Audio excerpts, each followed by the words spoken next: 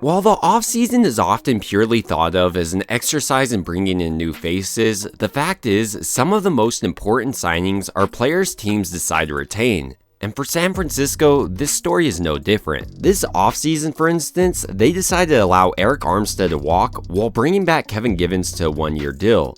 Givens, for me, since arriving with San Francisco, has been an absolute steal. Every time he gets an opportunity, for instance, he's seemingly able to get the absolute most out of it. And with the departure of Armstead, Givens might just see an increase in those opportunities. So in this video, I wanted to dive deeper into the player he is by examining his athletic profile, his career up to this point, and break down his most recent year's film. Givens is currently 27 years old and comes in at 6'1", weighing 285 pounds. But the most impressive part is how he's able to mix the size with a unique blend of strength and athleticism. And I'm not just saying that either, this guy is an absolute freak athletically. Back in college, he was repping 500 pounds on squat while running his 10-yard split in the blistering fast 1.59 seconds.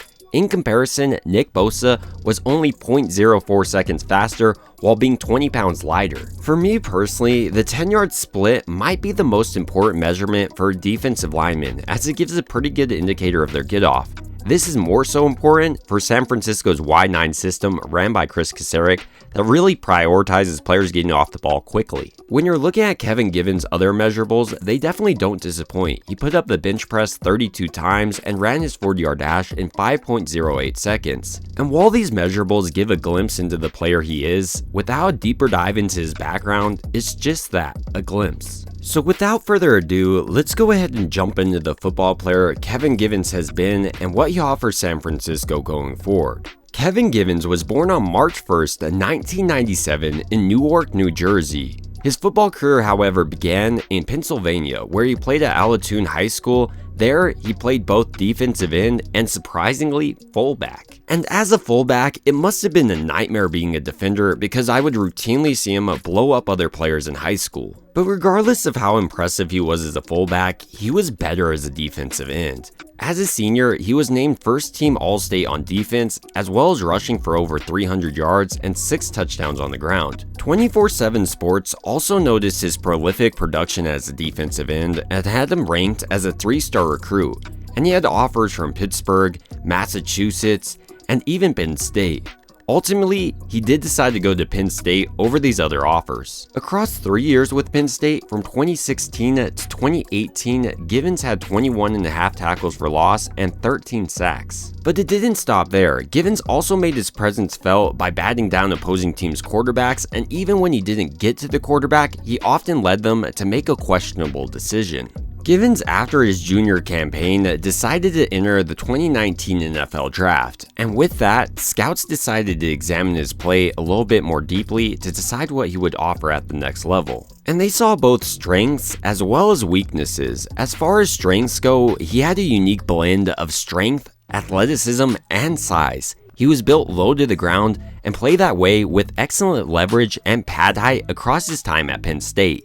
In addition to showing off crazy strength, Givens also showed off a great step in college, and while he wasn't the most refined pass rush specialist, he kept his hands working throughout his reps. And it's not like he was a liability in the run game either. You would routinely see Givens get in the backfield and blow up running backs for losses. But while there were a lot of positives to his game, there were also questions. Perhaps the biggest was what position would be best suited for Givens at the next level. He played all across the line, and some scouts wanted it to be heavier for the defensive tackle position. In addition to that, if Givens didn't win immediately with his first pass rush move, it would take him a little bit longer than maybe some of his counterparts. Overall, when scouts were looking at Givens, his ceiling was basically the sky. He had a great athletic profile, but the real question mark would be where would he go? Would they get the most out of his athleticism?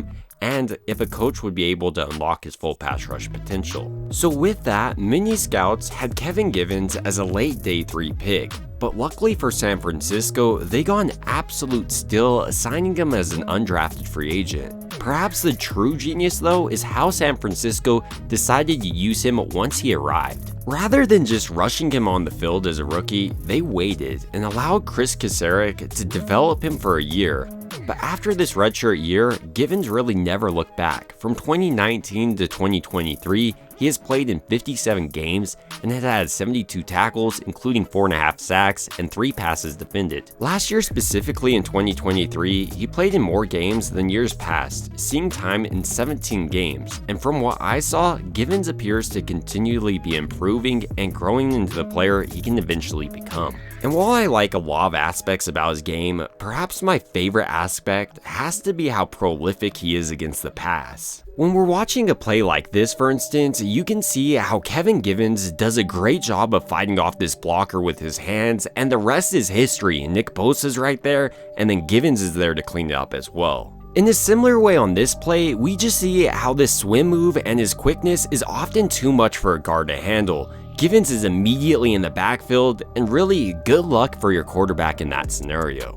And as much as I like talking about sacks, I also like focusing on maybe underappreciated aspects about a player's game, and I think one of them for Givens is his awareness. On this play specifically, despite being on the opposite side of the play, he notices the back coming out of the backfield and chases him down and even gets in on the tackle. To further highlight how aware Givens is on the field, I want to go over a couple of screens. Here, Givens quickly identifies how the offensive lineman allows him in the backfield, so then he chases down the back and brings him down for no pickup. When you're watching this play from the end zone angle, I think it becomes more obvious of how aware Kevin Givens is. Rather than going at a pretty open Murray, he decides to break off because he understands the play design, and that is great for San Francisco, who kind of struggled in this aspect last year. And while he's such a great screen buster like we see here on this Browns play, I also want to focus on how hot his motor runs in the past game.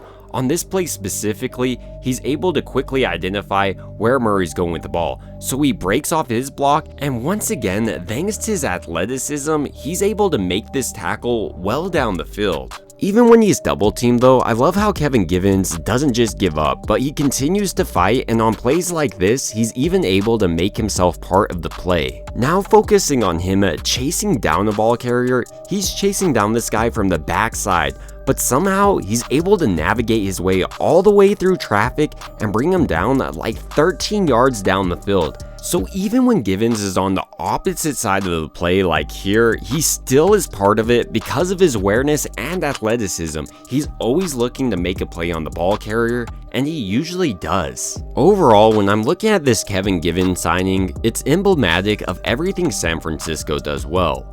First, they were able to target Givens as an undrafted free agent, and in part thanks to the coaching of Chris Kasarik, Givens has developed into an absolute beast. But even better for San Francisco, the rest of the league really hasn't caught on the value of Givens yet. But who knows, one more good year and we could see Givens leaving for a massive contract elsewhere, like we've seen with other Kasarik pieces. But ultimately, these are just my thoughts about the addition of Kevin Givens, and I'd like to hear your thoughts down below. It would also mean a ton if you would like and subscribe, and as always, I hope you guys have a great rest of your day.